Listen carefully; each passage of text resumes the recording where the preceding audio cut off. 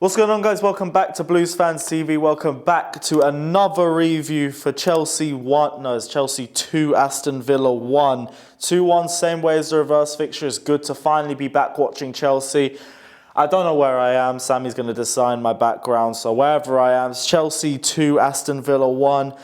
And the game was slow at times, and realistically, we all expected that. A lot of players have been rushed back, and I think looking at the formation, looking at the way some of the players had played, it was easy to understand that we're still trying to get ourselves back into full match fitness. I'm going to use Reece James as an example because a lot of people wanted to see him start, but he did come on in the last 10 minutes and his performance was terrible. Nothing against his performance, because we know he's getting back to match fitness.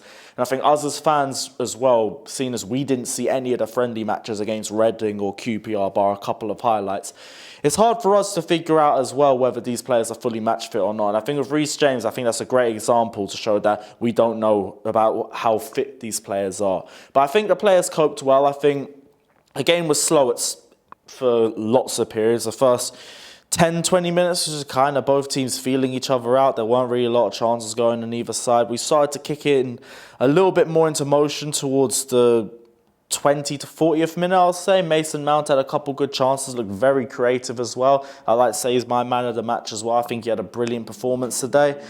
Willian as well, I thought he was creating chances. I mean, he was getting himself into space. He'll find himself a bit annoyed with a couple of the final finishes, but he was threatening, he was getting himself into positions. Corners weren't that bad. There was one dodgy corner, but the rest of them were beating the first man, and they were having a little bit of threat, so I think he had a pretty good performance.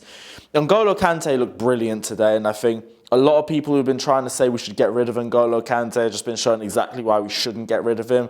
I think we really need to be grateful for the type of ball winner that we have in our squad, and everyone's saying, yeah, he might not work with a Kovacic and Jorginho pivot, but I'm telling you right now, if you've got a player of that quality, you don't sell him. Especially if you think, maybe you don't fit the system right now. Maybe you're thinking, there isn't really a role for him right now. But even when he loses his legs in the next couple of years, he's just going to end up being that DM that everyone says he is right now. So I think with N'Golo Kante, you can definitely utilise him for at least a good number of years. People say now's the best time to cash in on him just because he's turning 29 or he's turning 30 next year, however old he is. N'Golo Kante is a class player, and we should really be privileged to have a player of that quality in our squad. Villa scored the first goal. I'll be real, we missed it on the live stream, but we caught it back. It was another set piece, and Kepa could have done a bit better, but other than that, I don't think Kepa really had much to deal with today. Still same way, he could have done better with that. I feel like it's a story of his season. I don't think he had a terrible game, but he made the mistake and we conceded a goal because of it, so it is what it is. And it looked very frustrating from then, and I thought it was just going to be another one of those games where we've been mugging off the whole top six because they've all been dropping points around us, and we're going to go drop points as well. But then Lampard changed up. Christian Pulisic coming on completely changed the game. And it's shown exactly why we've missed Christian Pulisic at Chelsea over the last couple of months. He just offers something different. It's off the ball movement.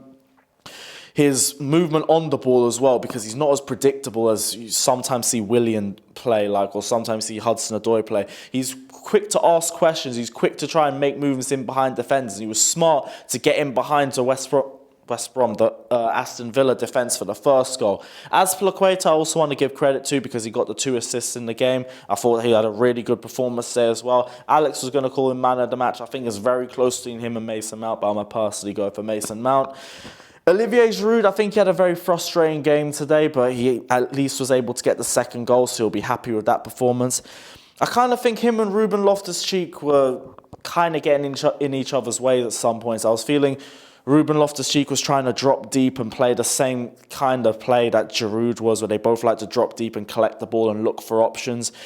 And I think Loftus-Cheek in general, I think he struggled a little bit today, but it was his first Premier League game match back in over a year, and it was obvious that he was going to struggle a little bit. You just want to see him get back into the motion of things. Him playing at left wing as well, it was always going to be a tough game for him, but it's his first game back. I'm not going to give him too much stick. We just want to see him get back to full match fitness and get back to being the same Giroud and Loftus-Cheek that we saw last season, because we all know what he's capable of. All in all, I think Tammy Abraham came on, but he didn't really do much. I said about Reece James, I don't think he was match fit when he came on. All in all, a good performance. I'm not going to be too negative about it. It's our first football game back in months, and Chelsea have won, and that's all that we've wanted to see.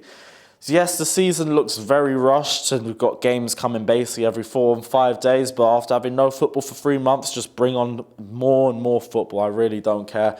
All we need to do is basically consolidate top 4 and look towards top 3, because in my opinion, top 4, the battle for top 4 is something that's really above us if we just show some consistency. If we had consistency throughout the whole season, we'd be fighting for second. And I think if we can show that sort of consistency, Leicester City is slipping up anyway. They already dropped points to Watford, and they've been dropping points before the lockdown as well.